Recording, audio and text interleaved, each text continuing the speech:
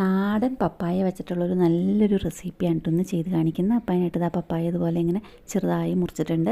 നല്ല പച്ച പപ്പായയാണ്. ആവശ്യത്തിന് ഉപ്പ് ചേർത്ത് കൊടുത്തു, മഞ്ഞൾപ്പൊടി ചേർത്ത് കൊടുത്തിട്ടുണ്ട്, കുറച്ച് കറിവേപ്പിലയുടെ ചേർത്ത് കൊടുത്ത് ഒരു അര ഗ്ലാസ് വെള്ളം ഒഴിച്ചിട്ട് ഇതൊന്ന് അടച്ച് വെച്ച് തിളപ്പിച്ചെടുക്കണം. ഇപ്പോൾ അത് നല്ലപോലെ തിളച്ച് വന്നിട്ടുണ്ട്. ഇനിയിപ്പോൾ തിളച്ച് വന്നിരിക്കുന്ന കറിയിലേക്ക് നമുക്കിനി ഇതിൻ്റെ അരപ്പ് ചേർത്ത് കൊടുക്കാനുണ്ട്. അപ്പോൾ അരപ്പിനായിട്ട് ഒരു കപ്പ് തേങ്ങ എടുത്തിട്ടുണ്ട്. തേങ്ങയുടെ പീസാണ് എടുത്തേക്കുന്നത്. ഒരു നുള്ളി ജീരകം, 4-5 പച്ചമുളക്, അതിനുശേഷം 2 ചുവന്നുള്ളിയും ചേർത്തിട്ട് നല്ലപോലെ ഒന്ന് ചതച്ചെടുക്കണം. ഈ ചതച്ചെടുത്തിരിക്കുന്ന അരപ്പ് ഈ വെന്ത് വന്നിരിക്കുന്ന നല്ല വെണ്ണ പോലെ വെന്തിട്ടുണ്ടോ, നല്ല നാടൻ പപ്പായ ആയതുകൊണ്ട് ശരിക്കും വെന്ത് കിട്ടിയിട്ടുണ്ട്. ഈ തേങ്ങ അരപ്പൂടെ അതിലേക്ക് ചേർത്ത് കൊടുത്തിട്ട് ശരിക്കൊന്ന് മിക്സ് ചെയ്ത് വെള്ളം വറ്റാനായിട്ട് ഇതൊന്ന് കുറച്ച് സമയം കൂടിയും ഒന്ന് അടച്ച് വയ്ക്കണം. വെള്ളം ശരിക്കൊന്ന് വറ്റി കഴിയുമ്പം അതിലേക്ക് ഞാൻ 2 ടേബിൾ സ്പൂൺ തൈര് ഒഴിച്ചു കൊടുത്തിട്ടുണ്ട്.